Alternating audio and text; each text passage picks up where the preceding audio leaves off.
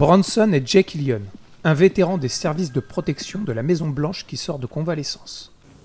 Ah mais je vais très bien, je t'assure. Il est missionné pour assurer la protection de la nouvelle première dame, Lara Royce Craig, qui est vue par son supérieur comme une ex-starlette hollywoodienne qui ne peut pas s'empêcher de jouer au shérif. Killian retrouve donc son équipe de choc lors d'un briefing. La plupart composés de machos. J'ai vécu quelque temps avec une de ces femelles qui savait toujours tout mieux que tout le monde. Insupportable. Il fallait qu'elle m'ouvre la porte, m'allume ma cigarette, me tape sur les fesses. Mais également d'une partenaire de choc, Charlotte Cheng, qui en pince pour le beau moustachu. Jeff fait donc la rencontre de la nouvelle première dame qui lui annonce la couleur d'office. Il est très important, monsieur Killian, que vous fassiez ce que je demande.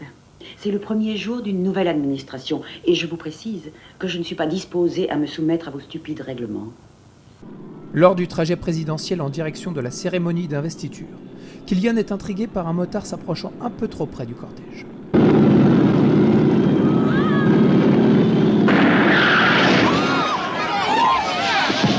Après avoir malencontreusement blessé la première dame pour la protéger, il fait part de ses doutes quant à ce qui serait un accident.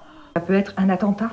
Je l'ai à peine aperçu, mais je suis persuadé que c'est ce mec-là. Quel mec? Reno Bracken. Si on repasse la bande vidéo en stoppant sur la roue avant de la bécane, on voit que le pneu n'a pas éclaté normalement. Et ça n'arrange pas les affaires de notre garde du corps, quand la première dame décide de partir en virée. Elle est à la base aérienne et il l'empêche de partir. L'hélico du président vient nous chercher. Après avoir finalement obtenu l'accord du président, Jay, résigné, se décide à l'accompagner. Comment, merde?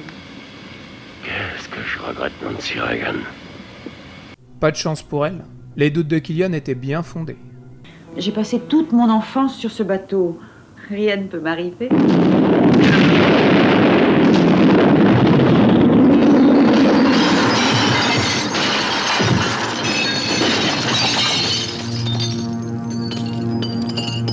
Après cette éreintante journée, Cheng obtient ce qu'elle désirait. Je veux bien te croire.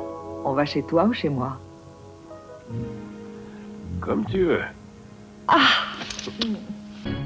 Le repos est hélas de courte durée, car Dame Lara est de nouveau menacée. Admettant enfin qu'elle est bien la cible, Il semble que je me sois trompée. Il semble, en effet. c'est pas pour autant qu'elle décide d'obéir. Allez vous faire foutre. Après un stratagème audacieux, c'est une nouvelle fois qu'elle prend la poudre d'escampette.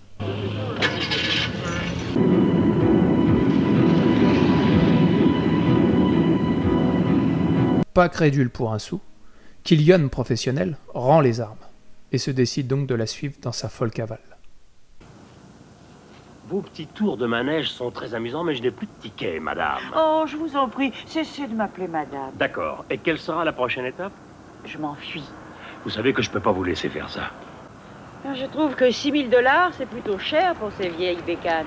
Entre une femme capricieuse et une bande de tueurs à leur trousse, c'est pas vraiment de tourpeau pour notre moustachu convalescent.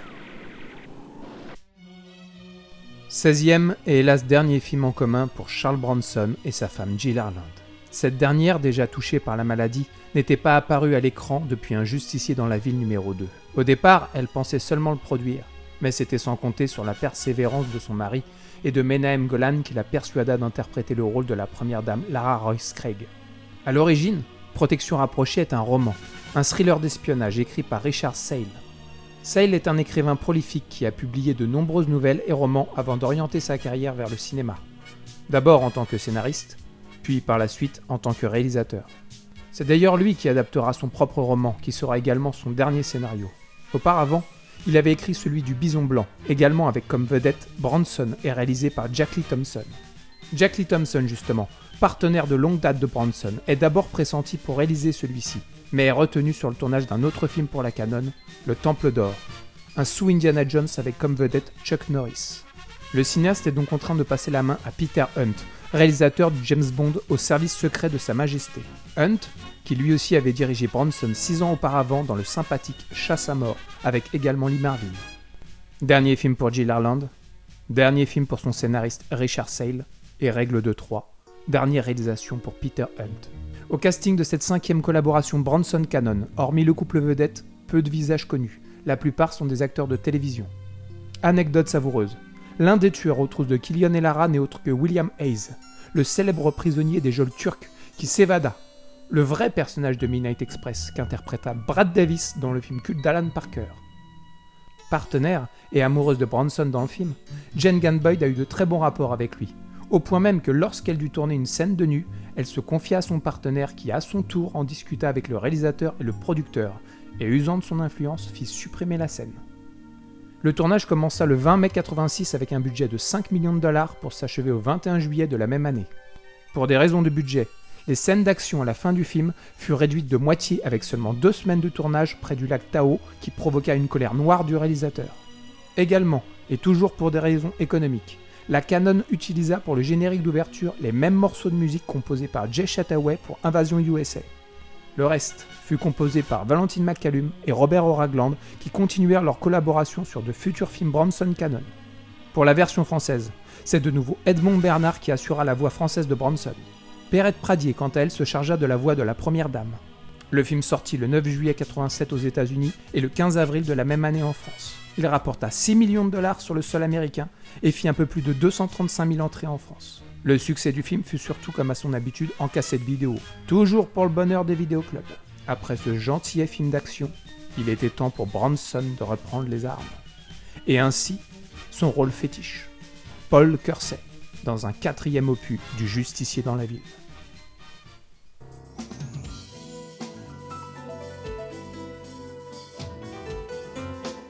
Une femme seule dans un parking? Un agresseur? 2 agresseurs? Puis 3 agresseurs? Et un début de viol.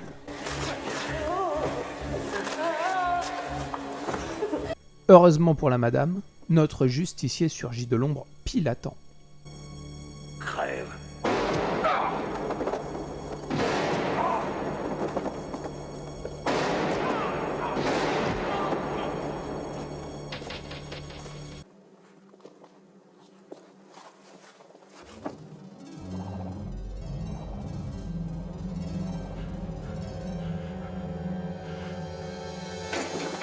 Bien qu'hanté par son passé qui lui donne des cauchemars, Paul Kersey est de nouveau installé à Los Angeles. Souvenez-vous, originaire de New York, il avait quitté la grosse pomme contraint et forcé, ce qui l'avait amené à s'installer à Los Angeles. Mais là encore, des problèmes avec la racaille californienne ont eu pour cause de le revoir revenir à New York. Mais après avoir déclenché une guerre urbaine là-bas, c'est de nouveau qu'il est de retour dans la Cité des Anges. Notre ex-justicier a donc repris son travail d'architecte et file le parfait amour avec Karen Sheldon, une journaliste. Je pars de mon bureau à 6h. Il s'entend également parfaitement avec Erika, la fille unique de sa nouvelle compagne. Ça n'a pas l'air d'aller. Si, je t'assure. Comment tu trouves ça? Elle te considère comme son père, je crois. Elle t'aime beaucoup. Et moi aussi. Et comme je sors ce soir, si j'étais à votre place, moi j'oublierais le film et je resterais ici en amoureux. Bah voyons. Bref, tout semble rouler pour le mieux pour notre brave Polo.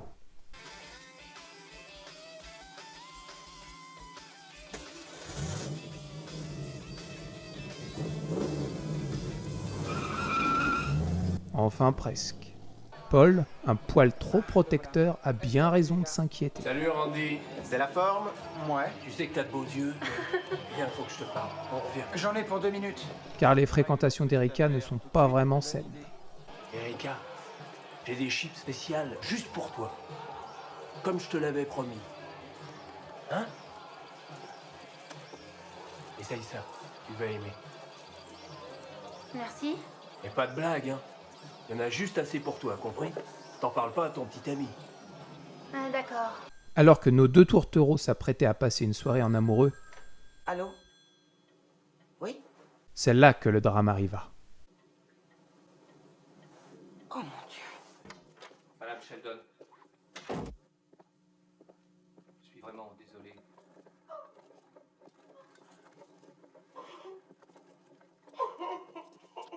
Sous le choc, mais impassible, comme à son habitude, notre ex-justicier prend en filature le petit ami de feu Erika.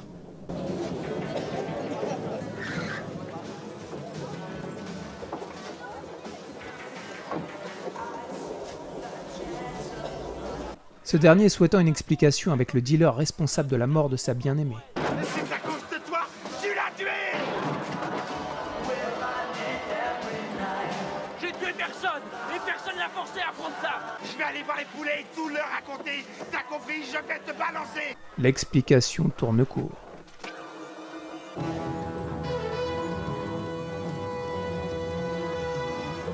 Hey, toi! Paul, témoin du meurtre, prend en chasse le dealer et comme toujours...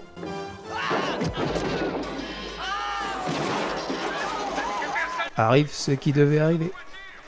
Les emmerdes recommencent et ce n'est qu'un début. En rentrant chez lui, il découvre une lettre, suivie d'un étrange coup de fil. Allô? Monsieur Garcet, Oui? vous avez lu mon message. Mais qui êtes-vous? J'aimerais vous rencontrer pour discuter d'une chose qui nous concerne tous les deux. Suivi de peu par une rencontre. Monsieur Cursey. Bonsoir, monsieur Cursey. Ou devrais-je dire, monsieur le justicier? Vous êtes le propriétaire d'un journal. Ce n'est pas votre argent qui m'intéresse, monsieur Cursey, mais vos compétences en justice expéditive. Je veux que vous supprimiez quelqu'un pour me venger. J'ai alors voué toute ma vie à notre fille Lisa. Je me suis rendu compte qu'elle prenait de la cocaïne. 3 mois après, elle est morte. N'ayant que peu le choix, et sûrement touché par l'histoire de cet homme qui lui renvoie directement à sa propre histoire, notre ex-justicier décide que la retraite est à présent terminée. C'est la dernière fois qu'on se voit dans cette maison, Cursey. Dorénavant, il faudra redoubler de prudence. Il y a 2 groupes très importants de trafiquants à Los Angeles.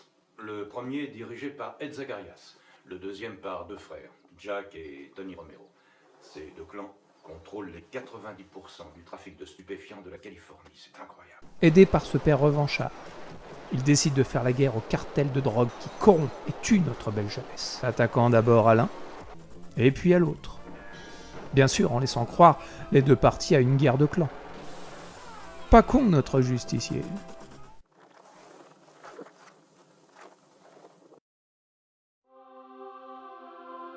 « 1986. En décidant de distribuer le film Pirate de Roman Polanski, la Canon a misé sur le mauvais bateau. Le film est un naufrage financier, ce qui a eu pour résultat pour les 2 cousins à revoir à la baisse leur future production pour un montant de 5 millions de dollars. Et justement, pour se remettre à flot, rien de tel qu'une valeur sûre. C'est ainsi que dans la foulée est annoncée les 4e mésaventures du vigilante le plus célèbre, Paul Kersey. Si le précédent volet avait un budget de 9 millions, celui-ci devrait être réalisé avec seulement 5. Cette fois-ci, Menahem Golan et Yoram Globus ne sont plus seuls, associés au producteur Punch O'Connor qui a produit et coproduit 7 précédents films de la star. Le salaire de Bronson, justement, est lui revu à la hausse. S'il a touché 1,5 million sur le précédent film, cette fois, il en demande 4. Autant dire, presque quasiment la totalité du budget. Avec un budget aussi ridicule, Michael Winner, réalisateur des 3 premiers films, décide de passer la main. C'est alors que Jack Lee Thompson, que l'on ne présente plus, est embauché pour mettre en scène ce 4e volet. Au scénario est engagé Gail Morgan Hickman, scénariste de la loi de Murphy. Il écrira plusieurs versions. La première tout d'abord. Voyez le retour de Jerry Nichols, compagne de Bronson dans Le Justicier numéro 2. L'histoire racontait ceci. Paul Kersey, hanté dans ses cauchemars, a renoué avec Jerry. Transi d'amour, il lui a fait la promesse de ne plus jamais tenir une arme à feu. Le justicier n'existe plus. Alors que le couple dîne en ville en amoureux, surgit dans un vacarme une bande de junkies, lesquels dépouillent tous les clients avant d'emmener tout ce beau monde dans le fond pour les exécuter dans un trip démoniaque. Cette partie est basée sur un fait authentique, survenu dans un restaurant de Pasadena, en Californie, en décembre 80. Lors de ce bain de sang, le scénario prévoyait que Jerry soit tué par la bande, tandis que Paul, blessé à la tête, était laissé pour mort. Bien entendu, la police est de nouveau impuissante à retrouver les coupables. Une fois remis, Paul se rend sur la tombe de Jerry et promet de lui rendre justice, mais de la bonne manière. C'est alors que, reprenant ses bonnes vieilles habitudes, il se remet à fouiner dans les quartiers est de Hayley et reconnaît les membres du gang grâce à leurs tatouages. L'histoire l'aurait vu par la suite les attirer dans un entrepôt, au préalable piégés face aux Rambo, et les aurait capturés un à un avant de les livrer à la police. Mais lors du procès, par un vice de procédure, le gang ressortait libre. Paul se retrouvait alors impuissant et tombé dans l'alcool. Il retournait sur la tombe de Jerry et avouait qu'il ne pourrait pas tenir sa promesse. La suite, Paul ressortait ses armes de justicier et tuait salement tous les membres du gang. Malgré la volonté de rendre le personnage plus humain, le scénario ne fut pas retenu, et ce pour une triste raison, la maladie de Jill Harland. Une deuxième version fut écrite. Cette fois-ci, notre justicier devait affronter un terroriste de renommée internationale, mais le scénario était trop similaire avec un film qui se tournait à la même période, Mort ou Vif, avec Rutger Hauer. De nouveau, il fut rejeté. Une troisième version vit le jour donc. Celle-ci basée sur le même concept qu'Une poignée de dollars et Yojimbo. Le twist du film, où l'on découvre qu'un personnage n'est pas vraiment celui qu'il paraît être, n'est pas venu de l'idée du scénariste, mais du producteur Punch O'Connor. Le scénario validé, c'est pas pour autant que tout était figé. Bronson trouvait les dialogues si mauvais qu'il demandait quasiment une réécriture au jour le jour. Mais d'après Punch O'Connor, il était très heureux de poursuivre la saga du justicier, car pour lui, satisfaire son public était une nécessité. Au casting, pour interpréter la nouvelle compagne de Paul Kersey, est choisi Kell Hens, que l'on a pu voir dans Brizzy de Clint Eastwood. Pour le rôle du milliardaire Nathan White, qui fait chanter notre justicier, c'est le comédien John Perrian qui obtient le rôle. Celui-ci avait déjà travaillé pour la Canon, notamment dans l'excellent Runaway Train, où il campe un sadique directeur de prison. Perry Lopez, que l'on a pu voir aussi dans Chinatown et sa suite The Two Jake, jouera également plus tard avec Bronson dans Kinjite Sujet Tabou. Dans Le Justicier 4, il incarne un des chefs des cartels. C'est aussi l'occasion d'apercevoir Danny Trejo, Machete, dans celui d'un homme de main des trafiquants. Également au casting, Mitch Pileggi, bien connu des fans de X-Files. Le Justicier Brackley Dealer est également le seul film de la série où aucune poitrine féminine n'apparaît. Notons l'effort. Le film délaisse le côté cartoonesque irréaliste du troisième opus pour tenter de se rapprocher du style de L'Arme Fatale de Richard Donner, qui a été un grand succès au box-office quelques mois auparavant. Le film comporte d'ailleurs des scènes similaires, notamment une où Bronson, armé d'un fusil à lunettes, posté sur une dune, abat un à un les membres du cartel. La bande originale du film est aussi fortement inspirée de celle de L'Arme Fatale, en usant du saxophone comme dans le film de Donner. Ce côté jazzy est composé par Valentine McCallum ainsi que John Bisharat. Le film sortit sur les écrans le 6 novembre 1987 et en France le 23 mars 1988. Il rapporta sur le sol américain près de 7 millions. Quant aux entrées françaises, elles ne sont pas glorieuses, avec un poil plus de 174 000 spectateurs. La critique, comme à son habitude, fut désastreuse. C'est d'ailleurs le dernier épisode de la saga à comporter le fameux logo de la Canon. Pourtant, ce n'est pas le dernier film. Quelques années après la dissolution de la Canon, Menahem Golan, avec sa nouvelle boîte, produira un dernier épisode. Le Justicier, l'ultime combat. Mais ça, c'est une autre histoire. En attendant, et toujours par pur opportunisme, les deux cousins ont décidé de surfer sur un autre succès. Witness.